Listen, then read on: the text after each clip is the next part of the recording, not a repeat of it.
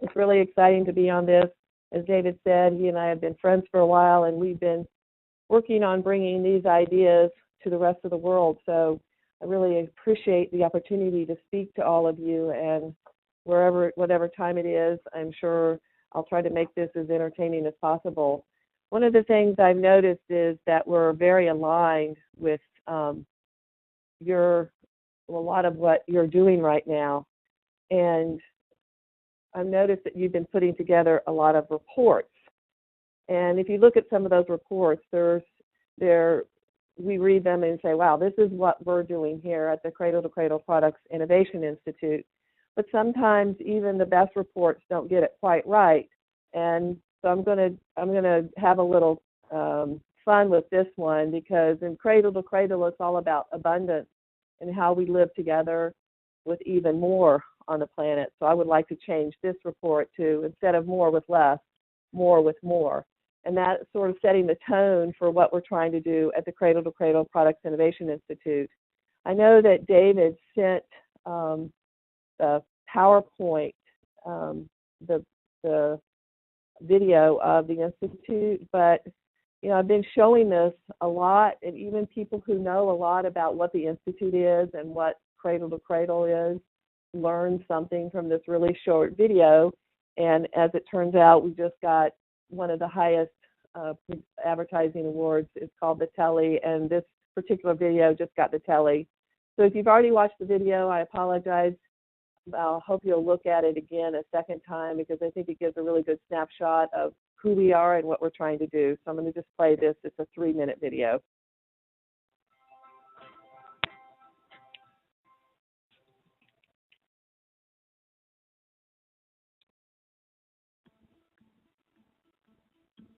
Meet the next generation, our children and grandchildren. Take a good look, because theirs can be a different world. They can be the first generation surrounded by products that are safe, healthy, and endlessly reusable. They can live and work in places designed to improve their lives. They can live without fear of chemical hazards in a world of abundance. They can reuse everything and throw away nothing. They are the Cradle to Cradle generation.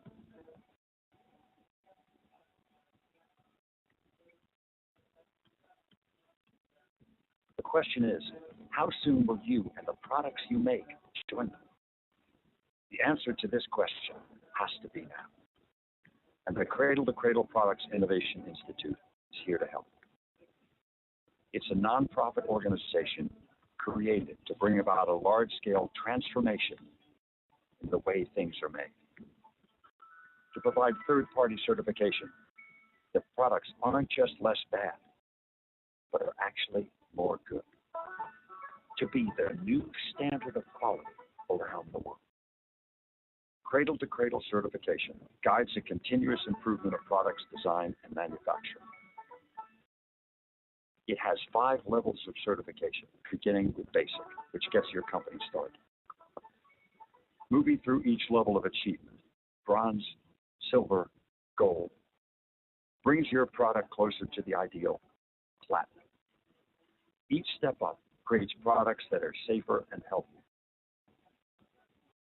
The Institute certifies products that meet the criteria in 5 categories: material health, material reutilization, renewable energy use, water stewardship, and social fairness. These attributes, working together, drive innovation and are redefining product quality. This rethinking of how we design, manufacture, use, and reuse materials is already underway. It's creating more and more cradle-to-cradle certified products. It's differentiating, growing, and increasing the profits of the companies that make them. You'll find more consumers demanding. You'll see certification written into more specifications, and more people recognizing that cradle-to-cradle certified says something special about a product and the way it's made, that it meets the new standard of quality, and means that this generation can enjoy a world where rugs will clean our air, textile mills will detoxify our rivers, and where our waste will become food. to bring about new life. Isn't that the world we want today for ourselves, our homes, our businesses, and most importantly, our children? And let's make the world a better place now, because the cradle-to-cradle generation is waiting.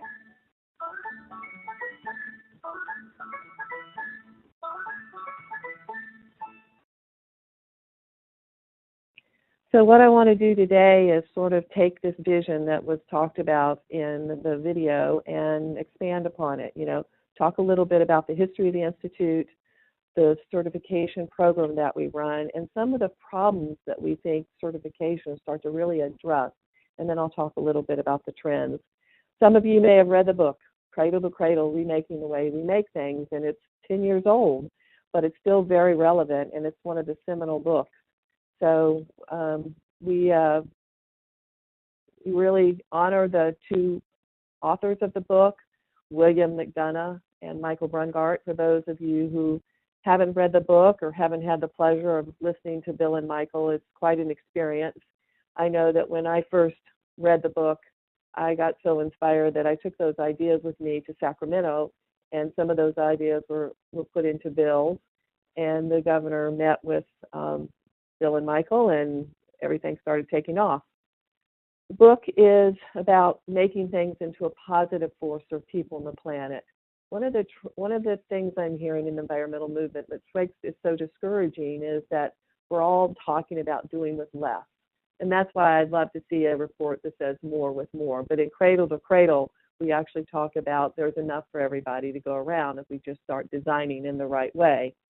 And this vision started coming into reality when folks would read the book and then they would decide, well, how will I do this? They would hear Bill speak, they would hear Michael Brungart speak, and then when this whole idea of these two cycles, you know, the old way, taking everything, reusing it, putting into the compost, feeding it to the goat. Many of you have grandparents or maybe you even live in countries where there really isn't the idea of waste. Everything gets made into something else. And one of the ideas that gets expressed in the book is this whole idea of this other nutrient cycle, the technical nutrient cycle, and, you know, products of service and reusing things, and a chair gets turned into a television, and those kinds of more of the material pooling ideas. So these ideas became very powerful, and many people have used them in lots of different ways, and some of the thinking is out there today. But for us, you know, this cradle-to-cradle certified products program became sort of the implementation of the program, of the vision that Bill and Michael painted in their book. And it shows you a path. And right now we have 156 different companies that have participated with the program and going through the certification and actually getting some sort of validation that, yes, they're following the path. There's 15 years of development behind this. So when we launched the Institute 3 years ago, it really was at the urging of the governor. And we were fortunate because at the time he was one of the leaders in sustainability. He became very excited about the whole idea of bringing the Institute to California. And Bill and Michael said, let's take all these years of learning and let's put it somewhere we can all work together. It was a private recognition program. The certification program that's now at the Institute was something that Dr. Brungart and William McDonough were doing in their own consulting firms with their own clients. And now it is at a nonprofit where we can teach others. And this was their idea, to try to scale this up and transfer it into the public so that more people could participate, more companies could learn, more designers could understand the process of what we were trying to do with the vision that was painted in that original book. Today, the Institute is well on its way to implementing this idea of bringing the certification program to worldwide scale. We guide, so the certification itself is instituted to guide product manufacturers and how that works, and just sort of change the thinking around that. We're in the process of training. We've already trained 2 other assessors. One is in Europe, and their name is Tabledon. The other one is in Washington, D.C. So right now we have 4 trained assessors. This summer, we will roll out what we're calling our Certification 101 for anybody who's interested in a day-long seminar. We've already been giving webinars, and we give a webinar a week. It's about an hour. You can log onto our website and look at it. Its focus is on the built environment. One of our key things is we want to educate consumers and other stakeholders about what the certification process is. One of the criticisms of the certification process is what is always in a black box. We've daylighted that. We're trying to be as transparent as possible about everything we do, and at the same time protecting IP that companies have. So you get a lot of different, and we'll go into that in depth. But we also, at the end of the process, when you've done all the paperwork and you've redesigned your product, you've done all these great things, you send that paperwork to us and we'll send you a certificate telling you how great you did.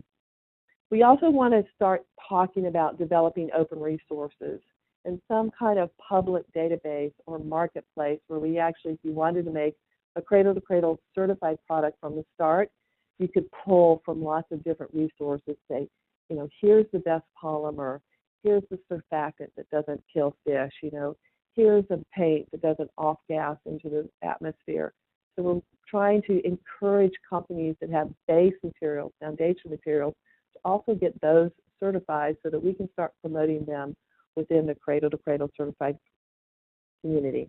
But at the end of the day, why does this all matter? Who cares? What difference could a certification program make? And I think that really, yesterday we were putting this together and said, let's just pull on the 5 things that we care about. Let's pull some top headlines, and here it is. This is just from a few days ago. Children's products contain harmful chemicals associated with cancer and hormone association. The second, Sunday's New York Times, the Sunday Review, where do old cell phones go?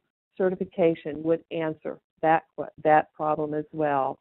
And part of the certification has to do with greenhouse gases and committing to renewable energy, and we'll go into that. And we also talk about water, and water is a precious resource, and how do you embed that into your product manufacturing? Certification starts to talk about that as well. And finally, if you're involved in the certification problem, a problem like Bangladesh would never have happened, because you're looking at your whole supply chain and talking to them and trying to embed social fairness throughout the supply chain. So we think that the categories that are part of the certification process actually speak to major world problems. And in this way, the products do become a benefit. So making our stuff could become a very positive force. These are the categories. First, in order to get your product certified, you must select safe and healthy materials. You must start to eliminate the concept of waste, power with clean, abundant energy, protect water as a precious resource, and throughout the supply chain, respect human and natural systems. The product standard is a combination of product metrics and company metrics. It's multi-attribute, and it's also multi-sector. So the products that we have certified run all the way from carpets to shampoo and everything in between. And so it's very robust in that way, because it's so holistic, not only in the way you look at your products, not only what they're made of, but how they're made. And if you look at each one of the categories, and we'll just do a small deep dive, and for those of you that are on the phone and you really want to do more information on that, you can look on the website, or you can just call me, and we can walk you through this. But on material health, as we talked, you have to inventory and assess what's in my product down to the parts per million, what's good for people, what's good for planet, what's bad for people, what's bad for planet. And when you look at those, you start to become very aware of some substitutes you might early on. There's things that you can switch out, but then you also become aware of the fact that some of the stuff that you need hasn't even been invented yet, and that's an incredible opportunity.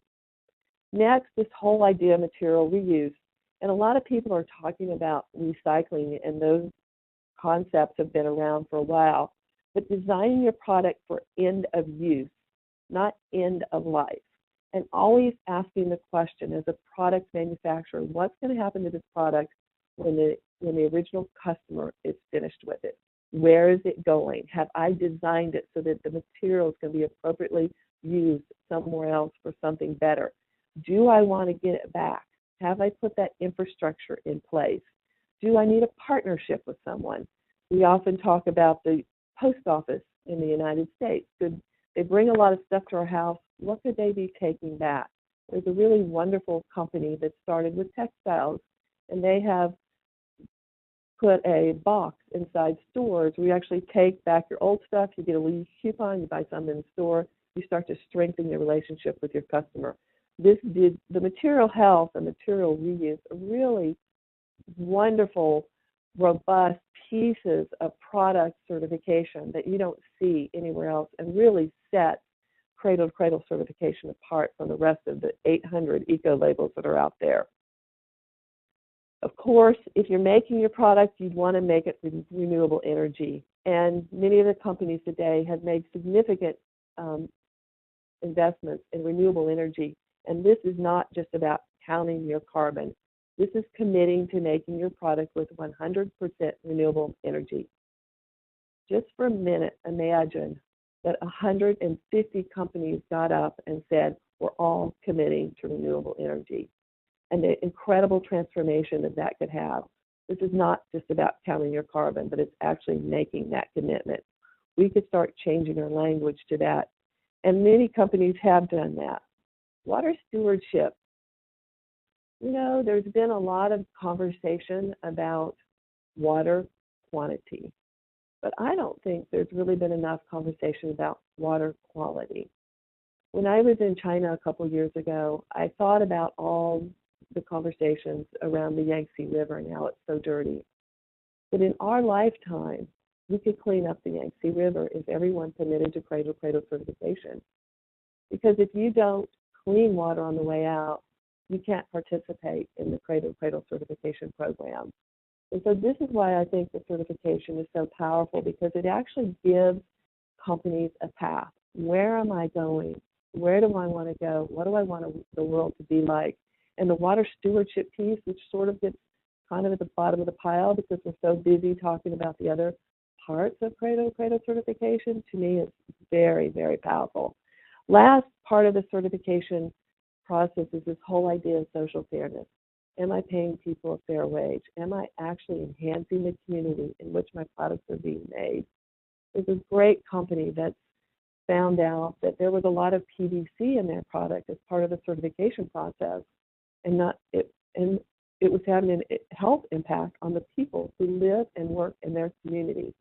And at that point in time, they decided that they would get rid of all the PVC in their products.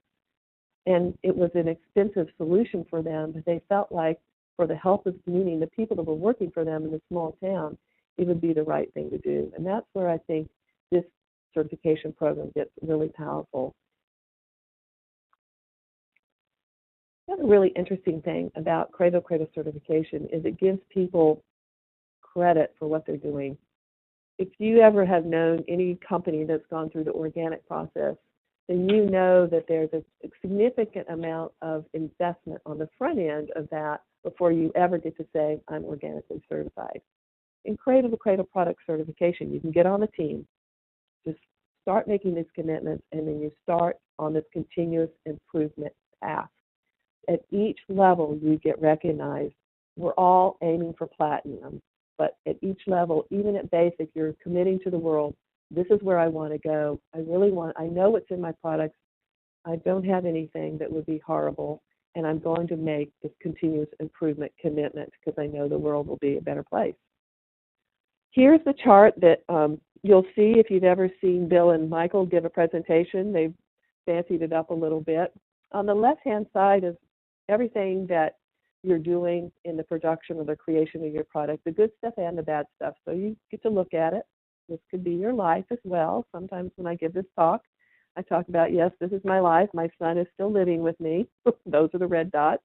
The good dots are my marriage, and everything's going well. If you get below the line, you start to see how everything that you're doing that's sort of having the negative impact, whether it's a product, production, or anything else, is below the line because that's where the bad things should be. And as you start to optimize your product, you can see how the good gets better and better. I really like this slide for carbon, because if you put all your carbon intensity below the line, you can see how you start to create that upward curve as you invest in more energy efficiency, you buy renewable energy credits, and eventually your whole production process gets 100% renewably powered. Look, it's no accident that Walmart and Procter & Gamble have both committed to 100% renewable energy, because they've been working with Bill McDonough for all these years, and they thought the very positive nature of committing to the 100% renewable was so much more in line with their business ideals than just saying we're going to reduce our carbon. So anyway, I just love this slide. After you've done all this and you've decided to get your product certified, you get a scorecard. When I first started this program, there was something about, basic doesn't mean anything. But in fact, your product could be basic if you were platinum, gold, silver, and bronze in every other category, because your product certification score is based on your lowest score. In this instance, the product is all the way platinum in social fairness, gold on water stewardship, that has only reached the silver level on the other criteria. So the product certification that they will get from the Institute will say that their product is certified silver. One of the things we've been trying to do is ask companies to put the scorecard on their website and let people know the great work they're doing in all the categories. So today, what we really want is all platinum products. We don't have a single platinum product today, but we think we will get there. We know we'll get there. We'll have to get there. The ILO product has no X products, no banned substances. The product is designed so the materials are actively returned to industry and nature. 100% of the energy is all renewably powered.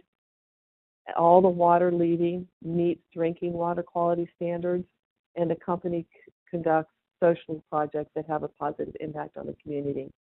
So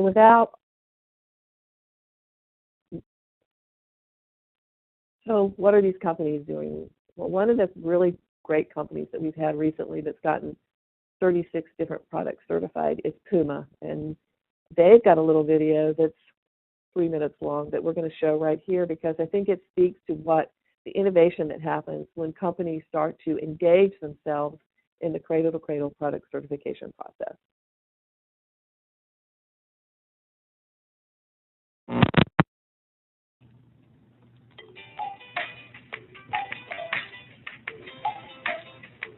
There was a time when we were going round in circles, looking for better ways to lower our environmental footprint.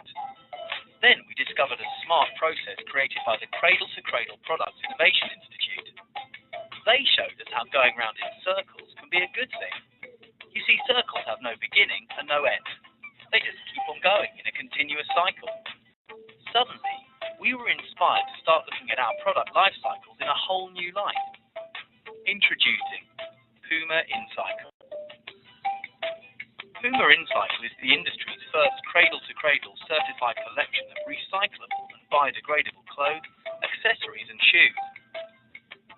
It's one of the most efficient ways to be sustainable, as it takes into account the whole life cycle and supply chain of a product. The whole InCycle range can be broken down using one of two clever processes: the biological cycle or the technical cycle. Let's see how these two cycles work using these tasty Puma baskets and this stylish T7 track jacket. Both products are manufactured in one of our supplier factories using improved sustainable materials and production processes. They are then shipped to a Puma or partner store, where they're bought by customers and taken home. What happens to them after that? None of our business. They might cruise around town, embark on an adventure, get taken on a relaxing weekend away, or lent to a friend. Finally, when the sneakers are on their last legs and the jacket is hanging on by a thread, these clever products are ready for the next stage of the cycle. There are now Puma bring-back bins in many of our stores, designed to collect all used and unwanted products. When the bin is empty, it's time for the sneakers and jackets to go their separate ways. The sneakers enter the biological cycle and are put into an industrial composting process to decompose, a bit like what happened to your pet fish Colin, but on a much larger scale. In the compost, there are billions of microorganisms waiting eagerly to munch on the sneakers. This process can take up to 6 months. While we wait, let's see what happens to the jacket when it joins the technical cycle. The jacket is shredded and sorted into its raw materials by a machine designed specially to break down clothes. Some of these materials are then melted down to make polyester pellets. The pellets are then taken to factories where they can be made into other useful products. And so the technical cycle is ready to start over again. Now, let's go back and see how the microorganisms are getting on with the sneakers. They have been fully digested to become biological nutrients. Thanks to microorganisms. These nutrients can now be used to help grow valuable resources, such as costs that used to make new products. And so the biological cycle is also ready to start over.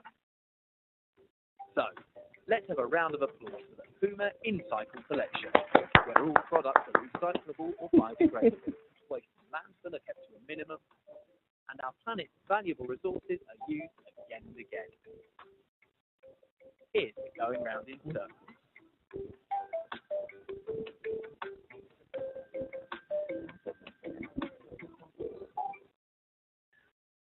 So I really want to applaud Puma for their cool video and also for the commitment they've made to cradle certification. They've certainly taken it to the new level. As it happens, the Puma InCycle product line is now the fastest selling product line in their portfolio. So they're seeing a lot of lift from this as well. And the shoe is kind of interesting, and you can look on their website and you can buy the cradle to cradle certified shoe, or you can go to one of their stores and see it biodegrading in a terrarium. So we're very excited about our partnership with Puma because it's one of the more consumer-facing products that we have. But we've had some other things. Some of you may have met or seen Evan Bayer at Davos last year. I know that he was there, but his mushroom packaging has just gotten a gold certification, and we're excited to be working with Evan and see this as really one of the cross-cutting ideas in the space right now. And here's the Ecovative mushroom packaging at Dell. So as you can see, cradle certification all the way from mushroom packaging to shoes and everything in between. Ecover is one of our recent partners as well, and they're going really big with their product, and the cradle to cradle certification certified silver is appearing in a lot of their ads, and they're seeing the certification as a brand lift for their product as well. You know, there's a lot of trends going on right now, and one of the things we want to talk about is the innovation piece in our name. Our name is really what we do. We're really based on cradle to cradle. We're about product certification, how they're made, what they're made of, but we're also about innovation. So we put together this innovation prize, and we're in the process of we put together a $250,000 prize split between 3 winners for something for the built environment. What we found is with a lot of the cradle certified products, they're not at a price point that most people can afford. And yes, all of us are working every day and living every day in spaces that we're being constantly bombarded by things that aren't good for us. So we put together this prize, and this will be announced in November. If you wanted to apply, though, you can go to the C2C Certified Challenge on our website. It's .org, c2ccertified.org/challenge. And if you have any questions, we give a seminar on that. We've gotten about over 100 applications so far. Can't wait to see what people are going to invent that would be safe and healthy materials for affordable housing. Some of the other trends we're seeing, of course, as David mentioned, you guys are talking a lot about the circular economy, and we certainly love all the work that the MacArthur Foundation is doing, and this report is incredible. The one thing they leave out is sort of the safe materials, and what we don't want to see circulated is toxins. So the other thing is how to get yourself engaged in the circular economy. Cradle-to-cradle certification becomes a pathway for how to implement most of the ideas that are outlined in this report. We're very excited about that. there's lots of gaps out there. Last week, Dow came out with this potato chip bag. Truly, truly, truly, do we really want a 7-layer bag? That really won't help the planet. We need to get rid of some of these polymers, and this really speaks to how are we designing our packaging? How do we make it simpler to recycle? How do we make it better for the planet? Do we really need a bag that's going to last until the next millennium? And no. The other thing is so recovery infrastructure. Some of you may have seen this. This is a widely circulated slide about how many years we have left of all the rare minerals that are out there. One of the jobs I had when I was working in Sacramento was I oversaw the California Geological Survey. So I became kind of a rock geek. And, I became really aware of all these rare minerals and how they're so valuable, and there's not many left. Cradle-to-cradle certification can really speak to that gap. But the other thing we're seeing are some of these reports and your own investment report. You're recommending a $5 trillion investment in infrastructure, mostly centered around energy. But I would say that there's another opportunity where we could start to invest in recovery infrastructure. Because even if we design the product for reuse and the materials so they can be disassembled, if we don't have the proper infrastructure there, and for those of you that are listening that are very involved in policy, I would just like to take 1 second and talk about the bottle bill that was part of California's recycling infrastructure, because it's been so successful. So when I worked for Governor Schwarzenegger, we actually raised the recycling rate. One of my responsibilities was the California Beverage Container Recycling Program, where we're trying to recycle 24 billion containers every year. And when I first got there, we were at a 62% recycling rate, and we seemed to just stay there, and it never could move. How do we get out of a 60% recycling rate? And during the time that I was there, we actually raised it to 80%. And one of the ways we did that was, of course, by marketing, but we also gave everybody an extra penny. I kid you not. When the bottle bill went from 4 cents to 5 cents, recycling rate increased from 60 to 80%. And that's really powerful lesson in that. But the other thing was California was ready for it because we had all the right infrastructure. The collection facilities were there.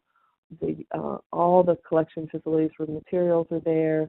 There's developed markets for Bridgett for recycling plastic all up and down the state, where people are making food grade PET and those kinds of things. So for the state of California to be as successful as it is, we could have just been collecting all these bottles, but in fact we are actually recycling the majority of the materials. So I would say we need to make an investment in infrastructure. The other trend we're seeing, of course, is this whole idea of green chemistry. If you haven't ever heard John Warner, it's very powerful, because what he says is that 65% of what we need hasn't been invented yet. And what I often say to the chemical companies is you're missing an amazing business opportunity. You've got to get this going, $100 billion by 2020. We can start that revolution with product certification, because as people go through this continuous improvement cycle, you've got this product, you suddenly realize that something in that product is harmful to people or planet. You're looking for a replacement, you can't find any, you hit the wall.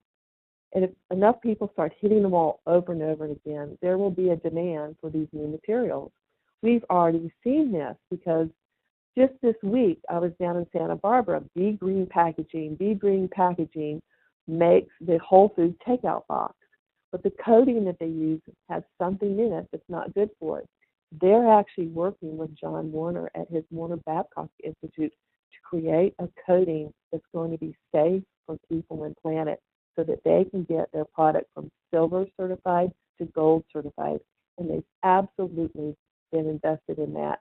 And this is where we start to see this innovation platform really pushing the envelope. What we need is more companies doing this, so there's more demand for those kinds of materials. The other trend we're seeing, of course, is this whole idea of environmental accounting. Puma's environmental profit and loss, what they found is much of the impact that they were having on the environment had a lot to do with things that they had no control over: the production of organic cotton and the harvesting of rubber.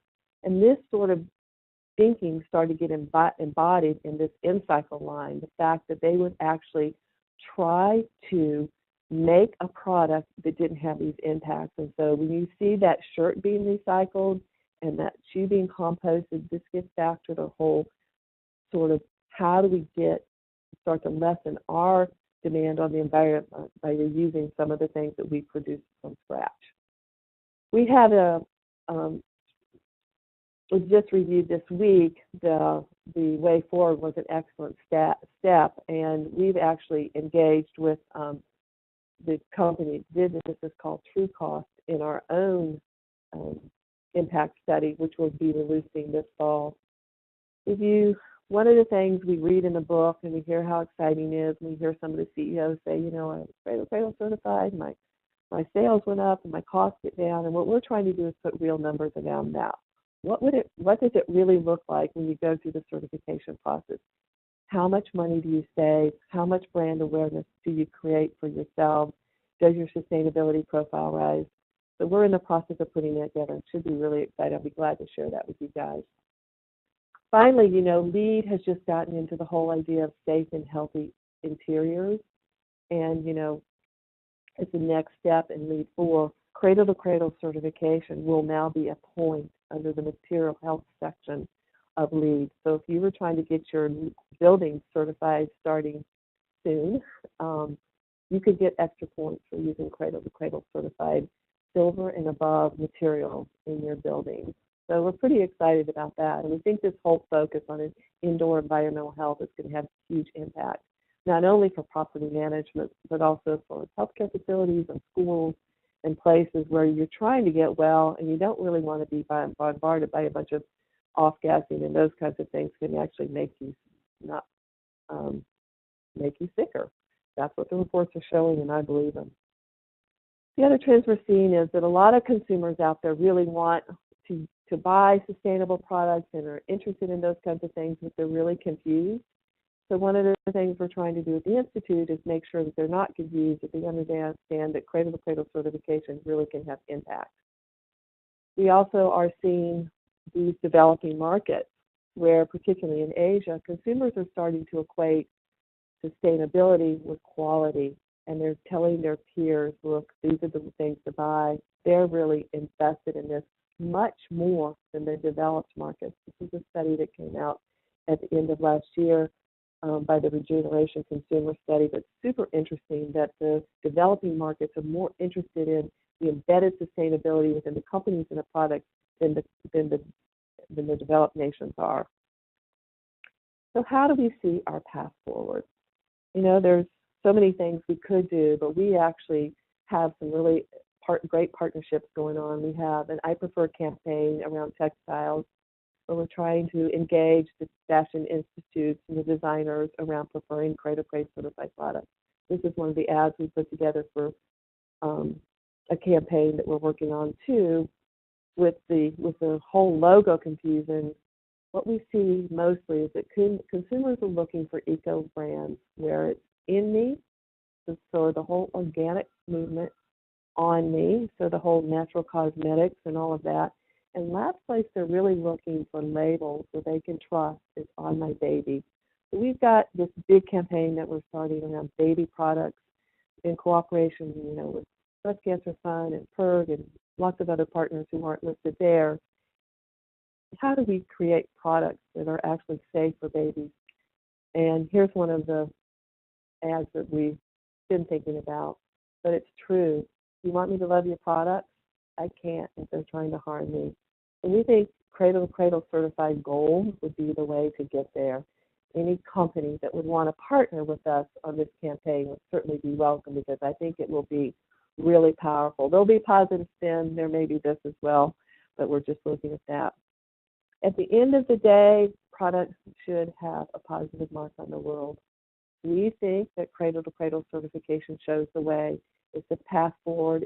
It's a way to get to what many people are talking about, whether it's Dr. Brungart and William McDonough or Ellen MacArthur's circular economy, all these things that you're so interested in. We think the certification is a path, and we'd love to see you and the companies that you're involved in be on that path. So this is the end. I really appreciate all of you listening to me today, and I'm glad to take questions and have you contact me. There is my email. It's just Bridgett at c2ccertified.org. I'd love to see partnerships. I'd love to see you get trained on Cradle to Cradle certification. There's going to be lots of opportunities, and they're here right now. It's not something that's going to happen. It's actually happening as we speak. So I'd love to see all of you working on this, and again, more detailed information if you need it. Thank you so much.